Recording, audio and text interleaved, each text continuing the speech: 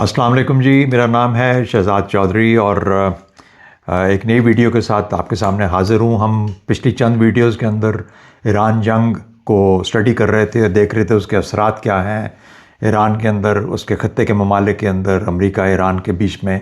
और उसके बाद फिर अब हम देखना था कि इंडिया पाकिस्तान के ऊपर या इस खत्ते के ऊपर हमारे ख़ास तौर पर इंडिया पाकिस्तान के तनाज़ुर में क्या असरात आ सकते हैं।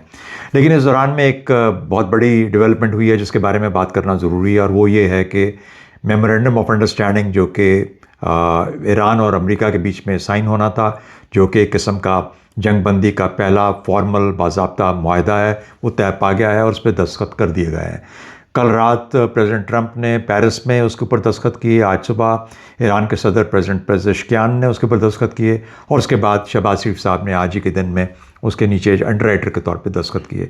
तो इसको इस्लामाबाद एग्रीमेंट का नाम दिया गया है, और इसका मतलब ये है कि अब अमेरिका और ईरान के बीच में एक बाज़ाब्ता फॉर्मल सीज़ फायर हो चुका है। इसका दौरानिया 60 दिन है, और इसके बाद इसके मुख्तलिफ मराहिल हैं जिसमें से इसको गुज़रना होगा। इन 60 दिनों की भी एक अपनी अहमियत है, उसके बारे में मैं बात करता हूँ आपसे। लेकिन इसको साइन करने से पहले जो ईरान के फ्रोज़न एसेट्स थे, ख़ास तौर पर फ्रोज़न फंड्स थे, वो उसका कुछ हिस्सा ईरान को मुहैया किया गया। $3 अरब यूएई ने एक्सेप्ट किया, एक्नॉलेज किया, बल्कि रिपोर्ट हुआ जो कि दिए गए।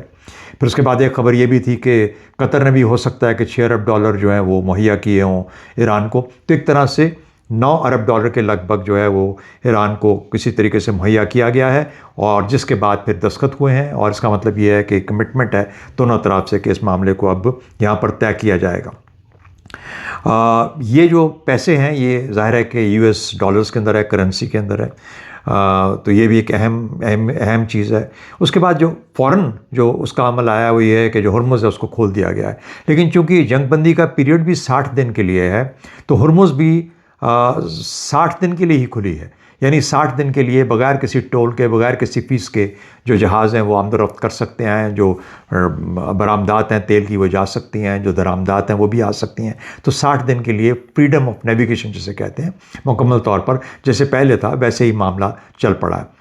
उसके बाद जो फौरी तौर पर इजाज़त दी गई है वो ईरान को ये इजाज़त दी गई है कि जो उसका 70 लाख बैरल तेल फ्लोटिंग स्टॉक है, जो कि मुख्तलिफ समंदरों में उसने टैंकर्स में डाल के एक तरह से रिज़र्व के तौर पे दुनिया में फैलाया हुआ था, वो उसको बेचने की का अहल है, वो कर सकता है, बेच सकता है फौरी तौर पर। जो पहले इजाज़त नहीं थी, अब इजाज़त है कि उसको बेच सकता है। उसकी भी जो सेल होगी तो वो भी ज़ाहिर है कि जब इंटरनेशनल मार्केट में बिकेगा तो यूएस डॉलर ही के अंदर ही बिकेगा। तो एक तरह से ये जो $9 अरब अब तक जो जा चुका है रिपोर्ट्स के मुताबिक ईरान को, उसके बाद हो सकता है कि इस मुआहदे के फ़ौरन बाद $3 अरब और भी जाए, तो 25 अरब में से आधा पैसा, $25 अरब जो कि फ्रोज़न था, उसमें से 12 अरब ये मिल गया। फिर जो 70 लाख बैरल बिकेगा उसका पैसा, ये सब का सब डॉलर की शक्ल में ईरान को मिल रहा है। तो ये वो चीज़ें हैं जो कि अभी तक तय पाई हैं, और इनके फौरी असरात इस मुआहदे के ये होंगे। फिर अगले 30 दिन का जो पीरियड है वो बहुत अहम है। इन 30 दिनों में दो चीज़ें होनी हैं। मुआहदे के 30 दिन के बाद, यानी कल जब सेरेमनी होती है तो उसके 30 दिन के बाद जितने भी एक्स्ट्रा रीजनल जहाज़ हैं, फोर्सेस हैं जो कि अमेरिका की यहाँ के जंगी फोर्सेस हैं, उनको खत्ते को खाली करना है। फिफ्थ फ्लीट तो रहेगा क्योंकि उसका बेस बहरीन है, वहीं पे वापस आ जाएगा, उधर ही होगा। लेकिन जितने बाकी जहाज़ पैसिफिक से, अटलांटिक से, बाकी जगहों से आए हैं वो सब वापस चले जाएंगे। उससे नेवल ब्लॉकेट जो उन्होंने लगाया हुआ था वो ज़ाहिर है कि उसके लिए मंगवाए थे, तो वो जहाज़ अपनी अपनी पोजीशन पे अपनी जगहों पे वापस चले जाएंगे।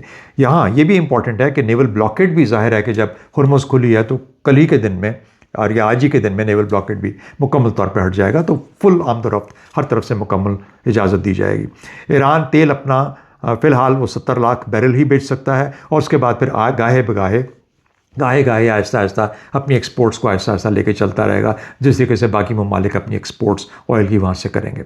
तो 30 दिन में पहला काम अमरीकी जहाज़ों को बाहर निकलना, और दूसरा जो बड़ा अहम काम है वो ये है कि इन्हीं 30 दिनों के अंदर अंदर अमेरिका और उसके इत्तेहादी ममालिक ने, जो कि खलीजी ममालिक हैं, मिल के एक फ़ंड क्रिएट करना है जो कि जिसकी मालियत $300 अरब तक की होगी। ये फ़ंड फौरी तौर पर तो पैसे की शक्ल में 300 अरब की शक्ल में नहीं आएगा, लेकिन एक कमिटमेंट 30 दिन के अंदर बनानी है, एक फ़ंड क्रिएट करना है, और वो 30 दिन के बाद तैयार होगा इस चीज़ के लिए कि जो इन्वेस्टमेंट ईरान में की जाएगी तो वो फ़ंड की तरफ से या कौन से ममालिक करना चाहेंगे या किस तरीके से करना चाहेंगे, वो इन्वेस्टमेंट की शक्ल में ईरान में इन्वेस्ट किया जाएगा। वो पैसा ईरान को कैश की शक्ल में नहीं मिलेगा, वो जहाँ पर उनके जो प्रोजेक्ट्स हैं, मिसाल के तौर पर रिकवरी है, जो नुकसानात हुए हैं जंग के अंदर, उनको जब रिकवर करना है, ऑयल फील्ड्स हैं, तो ये सारी की सारी जो मामला आते हैं वो उस पैसे की इन्वेस्टमेंट के साथ वो की जाएंगी। तो वो Aahista Aahista over a period of time, हो सकता है अगले 10 साल के अंदर, 15 साल के अंदर उसको लगाया जाए, तो पैसा लेकिन एक कमिटमेंट के तौर पे हो जाएगा। तो पहले 30 दिन की ये उसकी अहमियत है। उसके बाद एक पीरियड आता है 60 दिन का, यानी कली से लेके 60 दिन का पीरियड। इन 60 दिनों में भी दो चीज़ें होनी बहुत अहम है।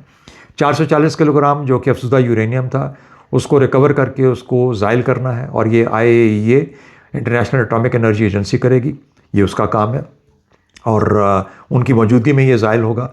और ज़ाहिर है कि ईरान की वो रिक्वायरमेंट या वो उनकी जो कंडीशन थी कि ये बाहर नहीं जाएगा, वो भी किसी हद तक पूरी हो जाएगी, बाहर नहीं जाएगा। और अमेरिका चाह रहा था कि ये इसको जो अफसुदा यूरेनियम है, जो कि अब बिल्कुल हथियार बनाने के करीब पहुंच चुका है, ईरान उसको हथियार ना बना पाए, उसको ज़ाइल कर दिया जाए। तो दोनों अतराफ से कुछ फ्लेक्सिबिलिटी शो करते हुए इन दोनों चीज़ों को इस तरीके से हल कर लिया जाएगा। उससे अगला मरहला होगा कि ईरान के साथ एक JCPOA टाइप एक और मुआहिदा, जो कि IAEA, अमेरिका और ईरान मिलकर करेंगे, जिसके अंदर ये तय पाएगा कि ईरान की अफसूदगी किस लेवल तक इजाज़त है। क्योंकि उन्होंने ज़ाहिर है कि अपने न्यूक्लियर प्लांट से चलाने आए, तो 3.65% की इजाज़त थी जो इससे पहले बात हो रही थी, वही दोबारा उसको इन्वोक किया जाएगा। और उसके बाद उनको एक सर्टन हद तक 3.6% तक अफसूदगी की इजाज़त होगी, ताकि वो अपना जो रिएक्टर्स को चला सकें। एक और उसके अंदर मरहला है जिसमें 10% अफसूदगी वाला यूरेनियम में है, वो भी मौजूद है ईरान में। तो वो उन माहिदों के अंदर ये बात की जाएगी कि उसको किसको देना है और किस तरीके से उस पर कंट्रोल किया जाए, या कैसे मेक श्योर किया जाए कि वो या ज़ाइल करके 3.65% तक ही वापस आ जाए, या ये है कि उससे आगे ना जाए, या ये है कि उसको किस तरीके से मैनेज और कंट्रोल किया जाए। तो ये वो 60 दिन वाले काम है। कुछ ऐसी चीज़ें जो कि मैंशनड नॉर्मली होती हैं ऐसे माहिदों के अंदर, कि आप एक दूसरे की सॉवरेंटी का ख्याल रखेंगे, उसको वायलेट नहीं करेंगे, आप ऑफेंसिव इंटरवेंशन नहीं करेंगे, यानी दखलंदाजी किसी और मुल्क में नहीं करेंगे, आप अपने प्रॉक्सीज़ को कंट्रोल करेंगे, ये भी अहम है। उसके अंदर अमेरिका का प्रॉक्सी इसराइल बनता है, लेकिन उसको किस हद तक काबू कर पाता है ये दूसरी बात है। इसराइल कहता है कि मैं तो इसका सिग्नेटरी ही नहीं हूँ, लेकिन ईरान की जिम्मेदारी है कि हिजबुल्लाह मिसाल के तौर पे अगर उसको वो खामोश रख सकता है, और ख़ास तौर पर इन 60 दिनों के लिए, जब तक ये माहिदा एक परमानेंट शक्ल इख्तियार नहीं करता, तो उस वक्त तक इसका हमें इस तरीके से इसको, ईरान को और इसराइल को और अमेरिका को इसका ख्याल रखना होगा कि हिजबुल्लाह और ईरान के बीच में, जो इसराइल के बीच में जो मामलात ख़राब हो सकते हैं, उनको किस हद तक कंट्रोल किया जाए और इंश्योर किया जाए कि इसराइल को मौका ना मिले कि वो इस माहदे को तलपट कर सके, जो कि बिल्कुल जिसके चांसेस मौजूद हैं। कुछ ऐसी चीज़ें हैं जो मेंशन नहीं हैं, वो भी जाननी बहुत लाजमी है। उसके अंदर पहली चीज़ ये है कि ये अंडरटेकिंग ईरान की तरफ से इस माहदे के अंदर कि वो कभी भी न्यूक्लियर वेपन नहीं बनाएगा। ये मुमकिन है कि उस वक्त आए जब JCPOA के ऊपर टाइप माहदे के ऊपर बात हो रही होगी, यानी ये जो 60 दिन वाला बातचीत है उसके अंदर ये लिखत पढ़त आ जाएगी।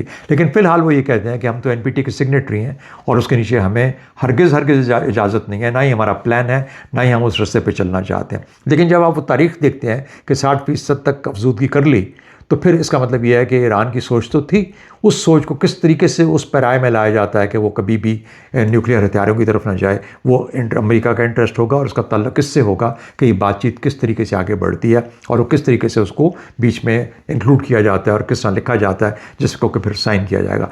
फिर ये भी है कि इस तमाम माहदे को सिक्योरिटी काउंसिल के अंदर से एक उसको एंडोर्स कराया जाए, सिक्योरिटी काउंसिल एंडोर्स करे, यूनाइटेड नेशंस फिर उसकी ज़िम्मेदार बन जाती है, तो इसकी फिर एक लीगल पोजीशन इस चीज़ की बन जाती है। तो ये भी एक अहम चीज़ है जो कि उसको देखने की ज़रूरत है। सिमिलरली जो ये जो बाकी अफजूदगी का मैंने जिक्र किया आपको, बाकी उसने चीज़ों का बताया कि न्यूक्लियर वेपन्स नहीं ले सकते, ईरान नहीं रख सकता, ये लिखी हुई चीज़ें नहीं है, लेकिन इनके ऊपर JCPOA टाइप चीज़ के अंदर बैठ के तो ये माहदात इसके ऊपर बातचीत होगी। अच्छा, अब इससे हासिल क्या हुआ, ये सारा कुछ जो कुछ हुआ इससे हासिल क्या हुआ? पहली बात तो ये है कि जंग बंद हो गई, दोनों ममालिक के लिए एक बहुत बड़ी अचीवमेंट है। ईरान भी बहुत ज़्यादा सह चुका था और जंग से आउट चाहता था, उसको जो पैसे चाहिए थे इमीडिएटली, बहुत नुकसान हुआ उसका, का, लेकिन उसके बावजूद इमीडिएट जो रिलीफ होती है वो, जैसे मैं कह रहा हूँ, 6 से 12 अरब डॉलर तक फ़ौरन, और फिर 25 अरब जिसका कैश है वो उसको वापस मिल जाएगा। तो वो भी एक ऐसी अचीवमेंट है जो कि ईरान के लिए बहुत बेहतर है। तेल बेचने के बाद जो पैसे आएंगे नॉर्मलाइज होएगा, ट्रेड वापस आएगी, ट्रेड से फिर जो उसके होंगे। दुनिया का तीसरा बड़ा मुल्क है गैस और तेल के ज़खायर के अंदर, और अगले 10-15 साल के अंदर हो सकता है कि तेल की जो खपत है दुनिया में कम से कम तर हो जाए। इतनी तेज़ी से इलेक्ट्रिफिकेशन हो रही है गाड़ियों की, बिजली के निज़ाम की, बाकी पावर की, इन चीज़ों के अंदर। तो फिर तेल बेचने का वक्त अब है। तो बिल्कुल ईरान सही टाइम पे बैठा है जहाँ पर कि वो तेल बेच के अपने आप को उसमें से रिकवर कर सकता है। तो ये एक बहुत बड़ी अचीवमेंट है ईरान के लिए, और ये मौका है कि वो अपने लोगों को इस तरह सहूलियात दे के पाल कर सकता है। और फाइनली उसकी एक बहुत ज़्यादा जो अचीवमेंट मैं समझता हूँ कि उसकी जो रजीम है उसकी एक्सेप्टेबिलिटी हो गई है। रजीम को एक तरह से मान लिया गया। जब ये आप कहते हैं कि हम आपके दखल अंदाजी नहीं करेंगे, सॉवरेंटी को रिस्पेक्ट करते हैं, तो फिर रजीम को आपने एक्सेप्ट कर लिया, दुनिया ने एक्सेप्ट कर लिया, अमेरिका ने एक्सेप्ट कर लिया। फिर कोई वजह नहीं बनती कि दखल अंदाजी करके रजीम चेंज की बात की जाए या उस निज़ाम को ना माना जाए जिसके तहत ईरानी अपना निज़ाम लेके चलना चाहते हैं। ईरानियों के उसके अंदर है कि वो कैसे किस किस्म का चाहते हैं। अमेरिका का क्या बना? अमेरिका के देखिए, अमेरिका के गेन्स क्या थे इसके अंदर? लॉसेस तो थे बड़े वाजे तौर पर कि ईरान एक ऐसी जंग में चला गया, अमेरिका एक ऐसी जंग में चला गया था जो उसको जेब ही नहीं देती थी, उससे हासिल कुछ नहीं हो पा रहा था। एक गलत जंग थी, और जैसे कहते हैं कि एक फजूल सी जंग थी। उसके अंदर जाके ज़ाहिर है उसने निकलना ही था, वो बहुत देर से कोशिश कर रहा था। तो एक तरह से उसको एक जंग बंदी को एक ज़्यादा परमानेंस दे के अपने आप को इससे हटाने का, आज़ाद होने का मौका मिल गया, और वो फिर अपना फोकस वहाँ लगा सकता है जहाँ पे उसके इंटरनल डायनामिक्स हैं, एक्सटर्नल डायनामिक्स चाइना के साथ हैं या रूस के साथ हैं या बाकी जगहों पे, जहाँ पर वो अपना role as a super power play करे, बजाय इसके कि वो एक मिडल पावर के साथ भिड़ के एक उसके साथ उलझ के रह जाए। तो सबसे बड़ी बात तो उसकी ये होगी। दूसरी बात, अगर वो ईरान को वापस उस जगह पर ले आया है जहाँ पर कि ईरान अपने जौहरी हथियारों के सफ़र के अंदर काफ़ी आगे जा चुका था, उसने तबाही की, उसके बाद ज़ायल करेगा, निकाल के और ज़ायल कर देगा, तो फिर इसका मतलब है कि वो फिर से पॉइंट ज़ीरो पे ले गया ईरान को। ये उसके लिए काफ़ी बड़ी कामयाबी है। यानी इतने सालों के अंदर जो ईरान आगे बढ़ा था उसको वापस उस पॉइंट पे ले आया। तो इसका मतलब है कि ये भी उसका मकसद था कि ईरान न्यूक्लियर पावर कंट्री कभी ना बने, तो न्यूक्लियर हथियार कभी ना रख सके। तो उसके अंदर वो कामयाब हुआ, उसको लाने में ये फ़ायदा अमेरिका को पहुंचा। तीसरा, इसके अंदर इम्प्लिसिट फ़ायदा है। अगर इसराइल उसको एग्जिस्टेंशियल थ्रेट समझता था और एक जंग का माहौल बना हुआ था पूरे खत्ते के अंदर इसराइल और ईरान के बीच में, तो जब एग्जिस्टेंशियल थ्रेट नहीं रहता ईरान, क्योंकि अब वो न्यूक्लियर रास्ते पे नहीं है, हथियार नहीं बनाएगा, वरना हथियार होते तो शायद इसराइल को ख़तरा था कि उसको फ़ौरन पहला बॉम्ब उस पर मार के उसको तबाह कर दिया जाता। तो नहीं है, तो एक रिलेटिव सेंस ऑफ, जिसे कहते हैं ना कि एक अर्जेंसी इनसिक्योरिटी की जो है वो भी इसराइल के ऊपर ख़त्म हो जाती है। तो ये भी एक बहुत एक उसकी मैं समझता हूँ कि एक पैसिफाइंग, एक पैसिफाई करती है, इससे माहौल को ठंडा करती है थोड़ा बहुत। ये उसकी अचीवमेंट। और फाइनली देखिए, डॉलर्स के अंदर ईरान को वापस लेके आना, वो उस रास्ते पे चला था जहाँ पर करेंसी स्वैप कर रहा था चीन के साथ, रूस के साथ, और ख़्याल ये था कि सैंक्शनड ईरान जो है उसके पास यही रास्ते रह गए हैं, और ख़्याल ये था कि मुल्क मिल के सारे हो सकता है डॉलर के तसल्लुत से हट जाएं और एक नया पैरेलल निज़ाम खड़ा कर दें। तो अमेरिका ने बड़े तरीके से जो 9 से 12 अरब डॉलर देने और बाकी जो डॉलर्स हैं उसके पड़े हुए उनको भी, और फिर ट्रेड जो अभी 70 लाख बैरल तेल बेचने के बाद, और फिर जो ट्रेड बाकी जो खुलेगी बाकी तेल, तो जितना पैसा है गैस और तेल की एक्सपोर्ट के बाद वो जब डॉलर्स में आएगा एक इंटरनेशनल फ्रेमवर्क के नीचे रहते हुए, तो वो डॉलर्स की जो उस मेन स्ट्रीम होने के बाद एक डॉलर ज़दा इकॉनमी के अंदर रहेगा ईरान, एक नया रास्ता नहीं ढूंढेगा, लोगों को मौका नहीं मिलेगा कि ईरान को इस्तेमाल करके या इसको वजह बना के एक नया मालियाती निज़ाम दुनिया में क्रिएट किया जाए। तो वही मालियाती निज़ाम जिसके तहत चल रहा था अमेरिका, उसके ऊपर उसका तसल्लुत भी कायम रहेगा, और वो ईरान को भी वापस उसी चेन में, उसी लिंक में ले आएगा। तो ये भी अमेरिका की एक बहुत बड़ी अचीवमेंट या एक तरह से लॉन्ग टर्म अचीवमेंट है। शॉर्ट टर्म उसके जो लॉसेस हैं या उसको जो जहाँ पे सफ़र करेगा वो देखने वाली बात है। पॉलिटिकली क्या असरात आते हैं अगले इलेक्शंस में, ट्रंप पे क्या आते हैं, रिपब्लिकन पार्टी पे क्या आते हैं। अमेरिका तो देखिए ताकत के तौर पर तो आज भी वैसा ही है जैसे पहले था, आज से 10 साल पहले था, 5 साल पहले था, उसको तो कोई ख़ास फ़र्क नहीं पड़ा। लेकिन वो चूँकि एक जैसे कहते हैं अननेसेसरी वॉर, एक इररिलेवेंट वॉर में चला गया था जहाँ पर कि एक मिड साइज़ मुल्क के साथ भिड़ गया था, तो उससे जाहिर है कि उसकी साख पे तो असर पड़ा, लेकिन उसको जल्द से जल्द अपने आप को रिकवर करके वापस उस लीग में ले जाना जहाँ पर कि वो रूस और चीन और बड़े मामलात के साथ अपने आप को करे, बजाय इसके कि वो इस तरह अपनी कुव्वत और अपनी साख को आहिस्ता आहिस्ता ज़ायल करे, तो उससे उसकी बचत हो जाती है। वो हुआ उसके साथ, लेकिन उसके असरात आगे चल के पता चलेंगे। आ जाते हैं बाकी ख़त्ते के ममालिक के ऊपर असरात तो बहुत हैं, लेकिन पाकिस्तान का रोल बेइंतहा खुल के सामने आया, बड़े पॉजिटिव तरीके से आया। पाकिस्तान की सफारतकारी एग्रेसिव भी थी, बड़ी अच्छी भी थी, परसिस्टेंट भी थी, और उन्होंने बहुत ही जिसे कहते हैं कि हिम्मत के साथ इसको छोड़ा नहीं। ईरान के साथ भी बहुत अच्छे तल्लुकात, ईरान जितना पाकिस्तान का शुक्रगुजार होना चाहिए, शायद उससे भी ज़्यादा हो सकता है और होना चाहिए उसको। मेरा ख्याल है वो कम होगा जितना भी वो हो। पाकिस्तान ने ईरान की बहुत ज़्यादा सपोर्ट और हेल्प की है इसके अंदर। अमेरिका भी उतना ही शुक्रगुजार है पाकिस्तान का कि ईरान के साथ रास्ता निकाल के उसको भी इस मुश्किल से छुटकारा दिया, दुनिया के लिए एक अमन का रास्ता बनाया, एक बेहतरी का रास्ता अपनाया, दुनिया में कसाद बाज़ारी का जो ख़तरा था उससे बचत हो गई। तो ये तमाम चीज़ें, और तेल की कीमतें कम आएंगी तो लोगों की इकॉनमीज़ जो हैं वो बेहतर होंगी, लोगों के लिए मुश्किलात कम से कम तर होंगी, गुर्बत बढ़ने का अंदेशा था वो कम से कम तर होगा। बहुत सारी चीज़ें हैं जिसमें कि पाकिस्तान के इस एक कदम की वजह से, कतर शामिल था उस सफ़र में, कतर और पाकिस्तान ने मिलकर, लेकिन ख़ास तौर पर पाकिस्तान का जो रोल था जिसमें कि शहबाज शरीफ साहब उसके सिग्नेटरी हैं, नीचे हमने देखा। तो ये वो चीज़ें हैं जिससे कि पाकिस्तान का रोल सामने आता है। ईरान के लिए एक नादिर मौका है कि वो अपने आप को, जो 47 साल का जो एक तरह से सैंक्शनड ईरान था, उससे निकल के अब मेन स्ट्रीम ईरान बना सकता है। वो अपना पोटेंशियल रियलाइज़ कर सकता है जो उसके अंदर हमेशा से रहा है।